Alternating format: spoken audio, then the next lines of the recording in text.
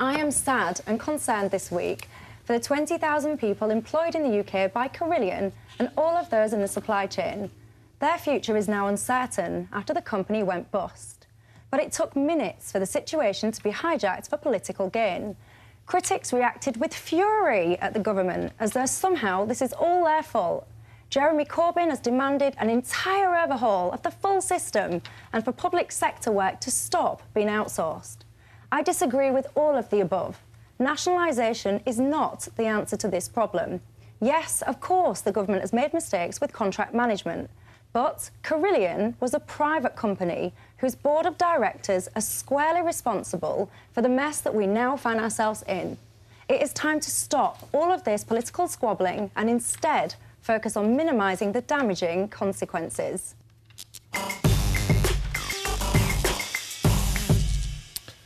Well, for new viewers starting here with Carillion, in a sentence or two, it provides everything from school meals to guarding our jails to running our operating theatres, and it grew out of the old Tarmac Group, and as you rightly say, it's an outsourcing company, 20,000 roughly people here, 40,000 plus around the world. But the problem, and this is why I half agree with you, is this. Profit warnings started for this company in, I think it was July of last year. Yep. Within 7 or 8 days after those profit warnings, the government was still handing lucrative contracts to the tune of about £1.5 billion. Then further profit warnings. In September, more money was made available, and then further profit warnings. By the end of the year, around £2 billion worth of orders had been placed with Carillion in a company that had a series of profit warnings, the chief executive had quit, and the share price was in free fall, and the city was betting against it. I think you're right in much of what you say, but that was criminal irresponsibility to keep giving money in that way. Well, I'll respond and then I'll bring Greg in. So, criminal responsibility, did you say, in terms of irresponsibility? Yeah. So, of course... Your funding failure is what I say, Michelle. Your funding failure. Failing company. Go find someone else. I would absolutely agree that it looks strange when we have a company that has profit warning, and you're still contracting with them. But to give this some context, Carillion has hundreds and hundreds of contracts with the government spanning all manner of places. So the first contract that you describe after July, you're absolutely right, it came after the first profit warning. And what then happened is that contingency was put in place. So to get a contract, so that contract was awarded, I think, 5 working days after that first profit warning. Now, to win that contract in the first place would have taken months of work for the bidders to have gotten to that point to be awarded that contract. Then contingency measures was put in place. So that award was done as a joint venture partnership. So it wasn't just Carillion that was responsible. And there was measures put in place that actually, if anything happened to Carillion, the slack, so to call it, that would be picked up by the other partners. The CEO had resigned. They came back with plans to reassure the government. So what I'm saying is, if the government didn't invest those contracts with Carillion, what would have happened to Carillion? So you've got a government that's already in bed, for want of a better phrase, with Carillion, to the tune of hundreds and hundreds of contracts. They're warning about profits. Reality had to be faced at some point, and that's what... Surely, if you'd gone back then, there might have been a way to save some of those jobs which are now on the line as a result of the company going to the wall. And I realise it would have been a massive vote of no confidence in the Carillion. I understand that, and that you would have wiped the company out. But at least then you'd have had 8 months of where we find ourselves now. I'm interested in Greg, because you always tell us every week you're a businessman, Greg. I agree with you to some extent. I think it's pretty easy journalism to turn it and blame it on the politicians, which is what I think, by and large, journalists did. Largely because I don't think anyone understood Carillion. I think it's an incredibly complex company. I mean, it's different things, isn't it? It's a building organisation. It's building hospitals and the rest of it. That's not the same as running delivery contracts, which is what it does in a lot of places. But you wouldn't carry on giving money to a company that's going to the wall, Greg. You know, hang on. The moment you don't give it because you think they're going to the wall, you sent them to the wall. Yeah. And that's the problem. You guys are all blaming politicians. Let's hear from one of them. I'm not blaming a politician. Yeah, he is. He is. And you did, Michelle. You said that it's been co-opted and people playing political football with it. Let's hear what Jeremy Corbyn had to say about it. You didn't listen to my intro, young lady. I said completely the opposite. But let's listen to Corbyn. We need our public services provided by public employees with a public service ethos and a strong public oversight. As the ruins of Carillion lie around her, will the Prime Minister act to end this costly racket of the relationship between government and some of these companies? And what I think Jeremy Corbyn's getting at, which is where I agree with him, and I don't agree with you, Michelle, although I agree with some of what you said, is that I think, you said, Carillion is a private company, right? It is a private company, but that's not really the structural reality we're facing.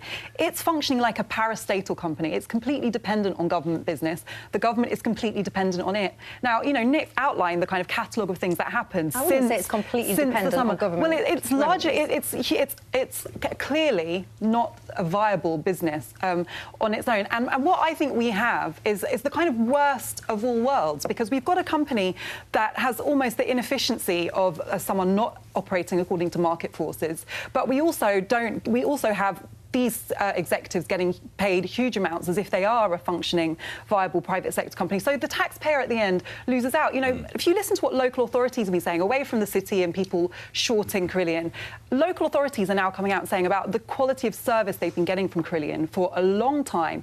Contracts not delivered on properly, very poor customer service, complete disinterest in the experience of the projects they're delivering, missing deadlines repeatedly. This is not management. This is not a company that is a good example of the private sector. And it seems that yet again, now it's the public sector that's going to have to pick up the pieces. And I think that is the structural issue that Jeremy Corbyn is getting at. And we should all think about this, because while I'm not saying nationalise everything, it's clear that these private finance initiatives do not always work out. And we need to ask questions about it.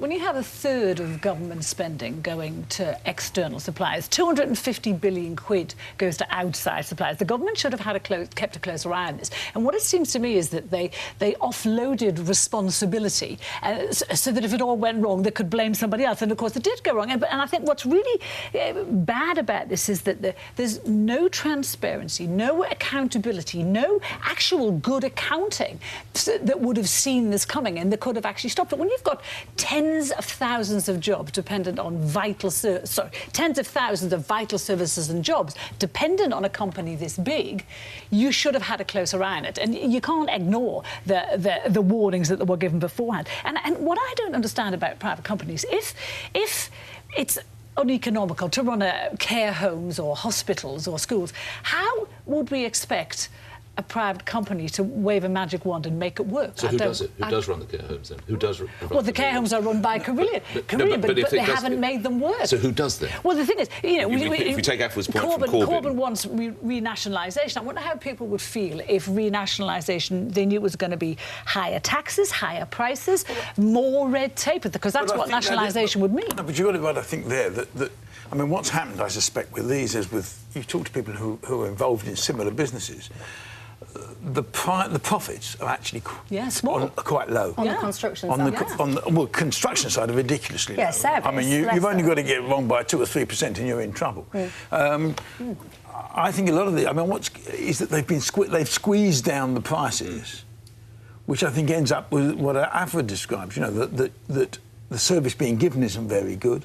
They're not making any money out of it, so they come, and that's what's happened here, I think, in lots of these. But there's lots of different businesses involved here. I think really, if you're a small contractor who works for Carillion, you're getting paid probably 3 to 4 months after you were due to be paid. So you've just been working for 4 months. You've been paying your people for 4 months. Yeah, that's wrong. And you're just not going to get paid.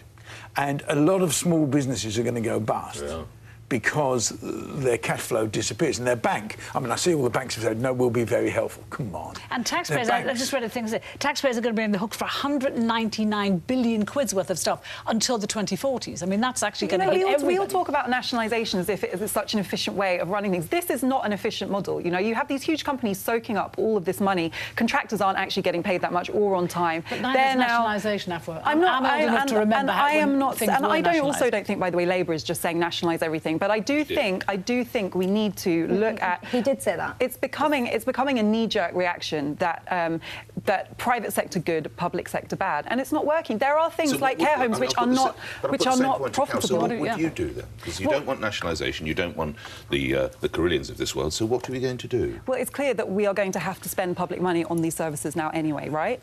right? Yeah. We don't have the choice. No, of course So not. if there is Yeah. an amount of public money being spent on things, we need to work out the most cost-effective way of allocating that public money also to the watch how services. it's And being by done. huge private There has companies like been- Carillion is not the answer. Okay, There's been I no think, accountability here. It's time to move on. I think Carillion might come back a few times.